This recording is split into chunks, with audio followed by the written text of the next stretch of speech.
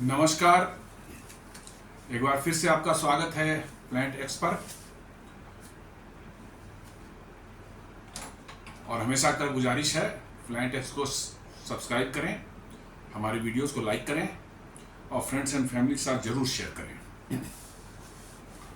दोस्तों, आज एक विषय पर बात करना चाह रहे हैं। ये साइंस का भी है और साथ साथ ही इसका आज की डिफेंस में भी जो है काफ़ी ज़्यादा इसका इस्तेमाल शुरुआत हो रही है, शुरुआती दौरे पर हो रही है। इसी से रिलेटेड जो है ये विषय है और वो विषय है डायरेक्टेड एनर्जी वेपन का। 80 के दशक में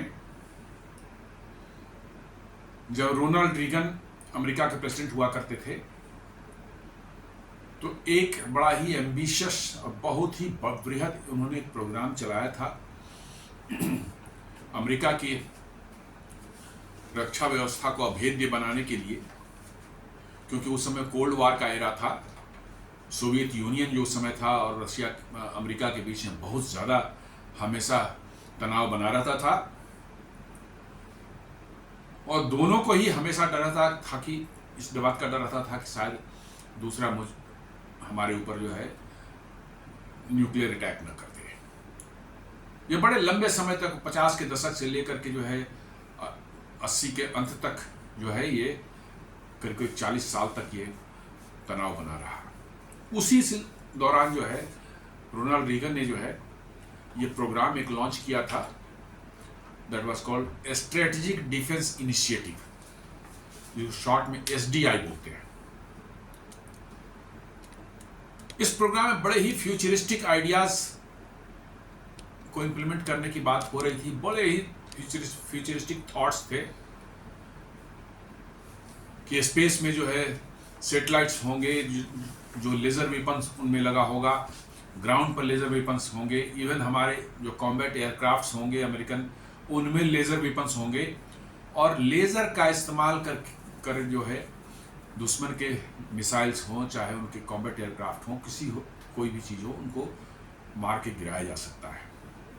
बड़े रिसर्च हुए, बहुत बड़े पैमाने पर इसमें फंडिंग की गई, पैसे ही बहुत खर्च हुए। कुछ चीज़ें टेक्नोलॉजी निकल के आई और कुछ में उतना प्रोग्रेस उस समय नहीं हुआ, वो अब हो रहा है। कुछ चीज़ें उस समय जो निकल करके आई, जो आज स्टिल्थ फाइटर और बॉम्बर की बात हम सुनते हैं, ये उसी SDI के ही रिसर्च का परिणाम है। अमेरिका जैसे अपने यहाँ DRDO है, डिफेंस रिसर्च डेवलपमेंट ऑर्गेनाइजेशन, वैसे ही अमेरिका में DARPA एक ऑर्गेनाइजेशन है, defence advance project research agency उसको बोलते हैं। और वो हमेशा कंटिन्यूअसली जो फ्यूचरिस्टिक टेक्नोलॉजीज में जो है रिसर्च करती रहती है और ये सब चीज़ें, नई नई चीज़ें ईजाद करते रहती है। तो स्टिल्थ वगैरह जो है उसी जमाने में उसी रिसर्च के बड़े बृहद प्रोग्राम का ही एक, समझ लीजिए कि छोटा सा एक आउटकम था। लेकिन ये लेजर वाला या डायरेक्टेड एनर्जी वेपन वाला जो मामला था वो उस समय उतना सक्सेसफुल नहीं हुआ, क्योंकि टेक्नोलॉजी भी लिमिटेड थी उस समय, जो बहुत ज़्यादा मतलब टेक्नोलॉजी का डेवलपमेंट नहीं हुआ था, काम चल ही रहा था। लेकिन फिर धीरे धीरे इस पर काम बढ़ना शुरू हुआ और आज हम लोग इस स्थिति में पहुँच गए हैं कि डायरेक्टेड एनर्जी वेपन्स जो है एक रियलिटी बन गई है। अभी पिछले साल जो है इजराइल ने डेमोन्स्ट्रेट किया था कैसे डायरेक्टेड एनर्जी वेपन का इस्तेमाल करके जो है उन्होंने जो है इनकमिंग जो है रॉकेट्स और ड्रोन्स वगैरह को डिस्ट्रॉय करके दिखाया था। उसी पर एक्चुअली बात करने जा रहे हैं हम लोग। बहुत कम देशों के पास में है, इवन अमेरिका के पास फुली फंक्शनल बड़े लेवल का जो है स्केल का कोई ऐसा वेपन अभी नहीं है। छोटे स्केल का जो उन्होंने ट्रायल किया है, कुछ किया है। इजराइल का भी एक छोटे लेवल का ही है, बहुत बड़े लेवल का नहीं है ये। रसिया और चाइना वगैरह जो क्लेम करते हैं, बट कोई सॉलिड किसी के पास में जो है उन्होंने ऐसा कुछ एविडेंस नहीं दिया है। तो अभी जो है अप्रैल महीने की बात है, अप्रैल 2025 इसी साल DRDO ने एक 2 किलोवाट के लेज़र का डिमॉन्स्ट्रेशन किया, जहां उन्होंने 2 किलोवाट लेज़र से एक उड़ते हुए ड्रोन को जो है, फ्लाइंग ऑब्जेक्ट को जो है लेज़र से मार के गिराया। ऑफ कोर्स ये लो फ्लाइंग और लो स्पीड का ये था एयरक्राफ्ट था, एयरक्राफ्ट नहीं कहिए ड्रोन ही था वो, लेकिन विंग ड्रोन था वो। इसको उन्होंने मार के गिराया। साथ साथ जो है लाइन ऑफ कंट्रोल के आसपास जो है उन्होंने जो है एक चाइनीज ड्रोन को भी मार के गिरा दिया इसी लेजर वेपन से। जो है ये मात्र 2 किलोवाट का है, जो कि हार्डली मतलब कि जो है आपको 1 से 1.5 किलोमीटर तक काम कर सकता है। ये इतना आसान नहीं है कि हवा में उड़ते हुए ऑब्जेक्ट को जो है लेजर उस पर, चूंकि लेजर को फोकस करके उस पर कुछ सेकंड रखने पड़ते हैं। ऐसा नहीं है कि हमने जस्ट लेजर एक बार उस पर लगा और वो ऑब्जेक्ट आगे निकल गया तो वो डिस्ट्रॉय हो जाएगा, ऐसा नहीं होता। आपको उसको ट्रैक करते रहना पड़ता है और अपने लेजर जो आपका बीम उस पर पड़ रही है उसको थोड़ी देर तक जो है 2, 4, 10 second depending on the size of that object आपको पॉइंट आउट करके रखेंगे उस पर। वो उसका कोई वाइटल पार्ट जो है वो बर्न हो जाएगा या डैमेज हो जाएगा और वो एयरक्राफ्ट गिर जाएगा या ड्रोन गिर जाएगा। तो ये डिमॉन्स्ट्रेट किया गया था 2 किलोवाट के लेजर के साथ में। जो है इसको जो है नाम जो दिया गया integrated drone detection and interdiction system, IDD&IS।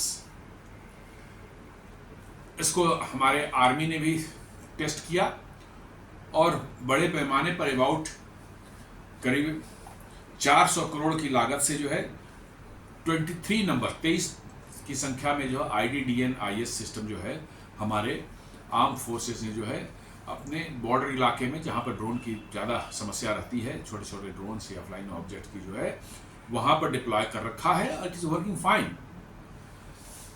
अब इसी सिस्टम में जो है एक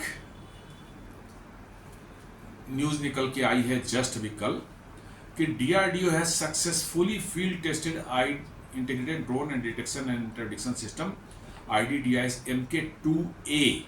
पहला वाला जो मैंने बताया 2 किलोवाट वाला था वो MK1 था, जो कि ऑलरेडी बॉर्डर एरियाज में आर्म फोर्सेस के पास में अवेलेबल हो गई है और वो उसका इस्तेमाल कर रहे हैं और बड़े इफेक्टिव है। छोटे छोटे ड्रोन्स जो है क्वाडकॉप्टर्स वगैरह के फॉर्म में जो आ रहे हैं उन पर कोई गोली चलाने की या किसी तरह की मिसाइल फायर करने की जरूरत नहीं है, because you need a very cheap मतलब कि ऑप्शन टू न्यूट्रलाइज दोस मैंने ड्रोन्स। क्यों?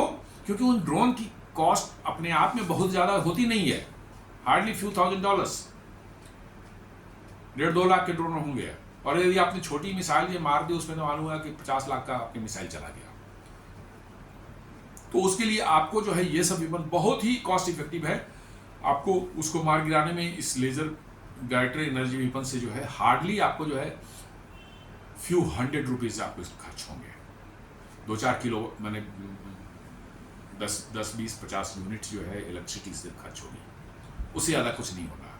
तो it is very cheap and effective option against the drone, low flying slow moving objects के अगेंस्ट में जो है।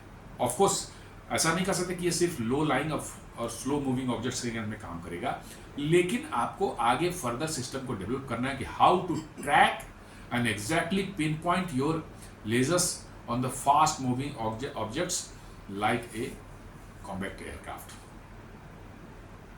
या फास्ट मूविंग ऑब्जेक्ट, एक बड़ा ऑब्जेक्ट लाइक हेलीकॉप्टर्स। क्योंकि आपको पॉइंट आउट करना है तो उसके लिए ट्रैकिंग की आपकी जो है उतनी कैपेबिलिटी हो, उतनी फास्ट को ट्रैक एग्जैक्टली करके आपको पिन पॉइंट करके उस पर रखना है अपने उसको जो है बीम को जो है, तो हो जाएगा। ऐसी बात नहीं, जब इतना तक आया तो अगले कुछ सालों में वो भी मतलब कि जो है हो गया। तो जैसा मैं बोल रहा था कि DRDO है successfully field tested integrated drone detection interdiction system IDD&IS MK2A। ये है 30 किलोवाट का।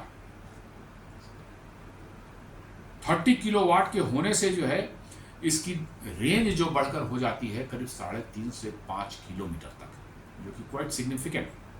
मतलब आप खतरे को 5 किलोमीटर दूर ही जो है आप न्यूट्रलाइज कर सकते हैं, मैंने बड़े एरिया को कवर आप इससे कर पा रहे हैं। इससे सबसे एडवांटेज क्या होगा, हमारे जो स्ट्रेटजिक इंस्टॉलेशंस हैं, जैसे एयरफोर्स के बेस जहाँ होते हैं, एयरफील्ड्स होते हैं एयरफोर्स के, जो है आर्मी के बड़े इंस्टॉलेशंस जहाँ पर हैं, जो कि हमेशा इस तरह के खतरों से जो है उनको जो है डर रहता है, अभी कुछ हमें लगता है कि अबाउट 2 years बैक जो है हमने देखा था कैसे जम्मू के एयरपोर्ट पर जो है इस तरह के ड्रोन का कुछ हमला हुआ था, जी हालांकि बहुत डैमेज नहीं हुआ, लेकिन एक बिल्डिंग पर ड्रोन इस गिरी थी और उससे जो है ड्रोन की बिल्डिंग की छत वगैरह जो है उसको अच्छा खासा डैमेज हुआ था। हालांकि किसी इक्विपमेंट या पर्सनल की मतलब कि जो है इंजरी नहीं हुई थी या कोई कैजुअलिटी नहीं हुई थी, लेकिन ये देखा गया था।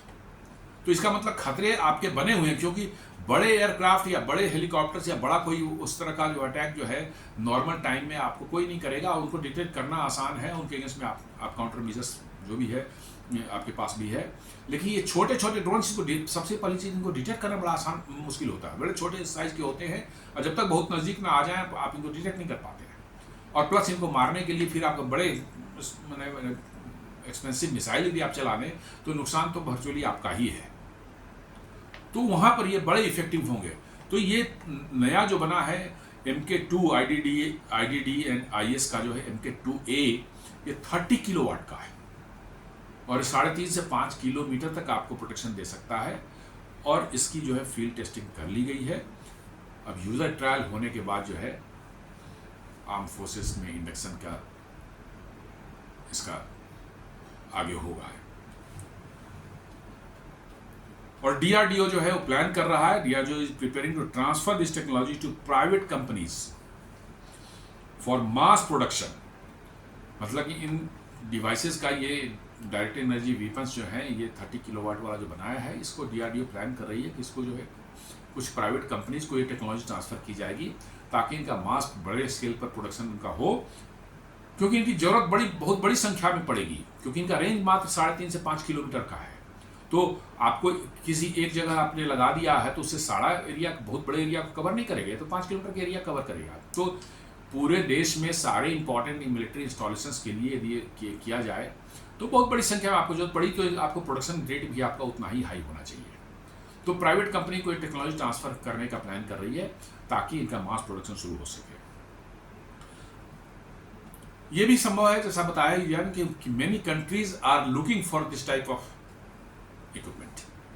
बहुत से देशों में सभी जगह ड्रोन के खतरे और सारी दुनिया में सभी लोग फेस कर रहे हैं, तो दूसरे देशों ने भी इस पर दिलचस्पी दिखाई है कि वो भी इस तरह के इक्विपमेंट खरीदना चाहते हैं और यदि मास स्केल पर आप प्रोड्यूस करते हैं और इसकी इफिकेसी जो है अच्छी रहती है, बढ़िया रहती है, तो निश्चित रूप से इसका बहुत बड़ा मार्केट जो है, एक्सपोर्ट मार्केट जो है बन सकता है।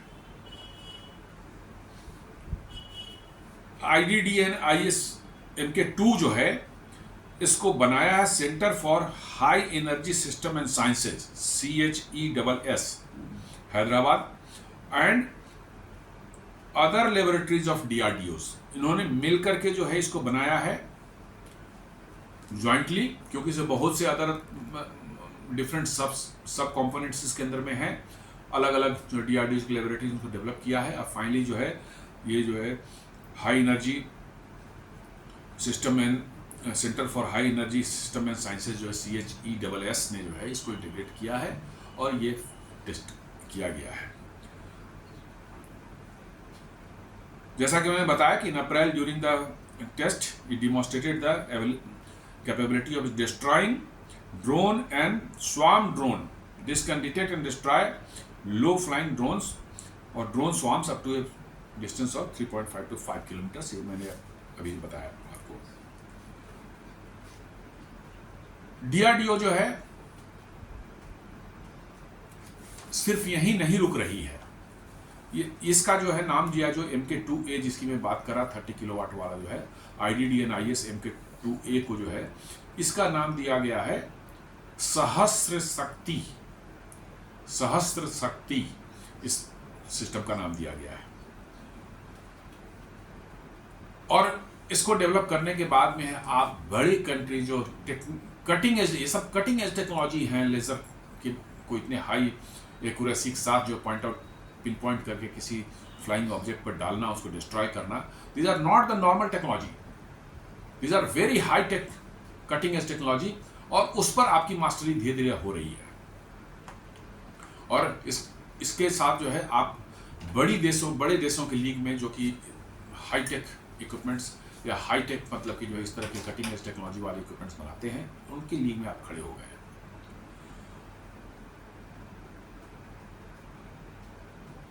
ये वेपन जो है बिजली की रफ्तार से बिल्कुल देखते देखते जो है आपको किस सामने आने वाले ऑब्जेक्ट को जो है डिस्ट्रॉय कर सकते हैं। अब इसके बाद जो है डीआरडीओ जो है 50 to 100 किलोवाट वाले रेंज में डायरेक्ट एनर्जी वेपन पर काम कर रही है, और दूसरा जो है एक 300 किलोवाट का सिस्टम पर भी काम कर रही है। 300 किलोवाट का मतलब है आप 10-20 किलोमीटर तक जो है आप मतलब कि जो है आपका कवरेज हो सकता है। 10-20 किलोमीटर के रेंज में जो है आप किसी भी इस तरह के जो है फ्लाइंग ऑब्जेक्ट को जो है डिस्ट्रॉय कर सकते हैं। आप इमेजिन कर सकते हैं 10-20 किलोमीटर दूर तक आपकी एनर्जी जो है वो डिस्पर्स नहीं हो, एकदम बिल्कुल पिन पॉइंट होकर के जाए, ये साधारण काम नहीं है। ये बहुत ही हाई लेवल का टेक्नोलॉजी है, जो कि आपकी एनर्जी जैसे जैसे डिस्टेंस आती है धीरे धीरे डिस्पर्स होना शुरू होती है, लेकिन आप उसको बीम आपकी इतनी शार्प होनी चाहिए कि सारी एनर्जी उतनी ही छोटे से एरिया में कवर्ड हो, तभी ये डिस्ट्रॉय कर पाएगा। डिस्पर्स हो जाने पर नहीं डिस्ट्रॉय कर पाएगा। तो आपको 50 to 100 किलोवाट्स या फिर 300 किलोवाट्स के आने के बाद जो है आपको कम से कम जो है 15 से 20 किलोमीटर तक की रेंज मिल सकती है, और आप इस एरिया में जो किसी फ्लाइंग ऑब्जेक्ट को मार गिरा सकते हैं, अनलेस कि बहुत फास्ट फ्लाइंग ऑब्जेक्ट ना हो जैसे एयरक्राफ्ट या कोई मिसाइल, क्योंकि अभी उनको टारगेट करके जो है सर्च तो अभी भी हम कर पा रहे हैं, लेकिन एकदम बिल्कुल पिन पॉइंट करके लेजर को उस पर फोकस करके रखना, इसमें थोड़ा सा वक्त लगेगा। और वो बन जाएगा तो फिर आपको मिसाइल फायरिंग करने की भी जरूरत नहीं शायद पड़े। आप बस कुछ किलोवाट एनर्जी, कुछ यूनिट्स इलेक्ट्रिसिटी के खर्च करेंगे और आपका जो है काम हो जाएगा। आप सामने वाले जो है दुश्मन के विमान हो, मिसाइल्स हो या ड्रोन्स हो या अदर फ्लाइंग ऑब्जेक्ट्स हो, आप उनको जो है बड़े आराम से न्यूट्रलाइज कर सकते हैं। तो आगे आने वाले से बड़े एक्साइटिंग है इस फील्ड में जो है, और इसका जो नाम दिया गया इस प्रोजेक्ट का जो है 50 to 100 किलोवाट या 300 किलोवाट, इसको प्रोजेक्ट सूर्या बोला गया है।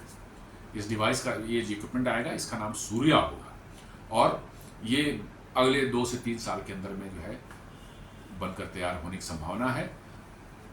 और उसके बाद जो है बहुत बड़ी कैपेबिलिटी हमारे आर्म फोर्सेस को मिलेगी, जिसका कोई मतलब काट किसी दुश्मन के पास शायद तुरंत ना हो। तो दोस्तों, ये एक टेक्नोलॉजी के बारे में छोटा सा न्यूज़ था, तो मैंने सोचा इस पर डिस्कशन करते हैं, थोड़ा चर्चा करते हैं।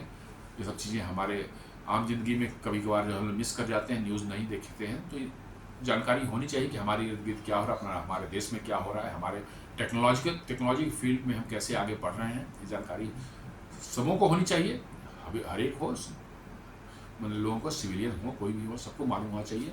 तो इसी सिलसिले में मैंने ये एक चर्चा छोटी सी मतलब की है। उम्मीद करता हूँ कि आपको ये चर्चा जो है पसंद आई होगी। तो आपसे अनुरोध है कि वीडियोस लाइक करें, चैनल को सब्सक्राइब करें, और फ्रेंड्स में फैमिली के साथ जरूर शेयर करें। धन्यवाद।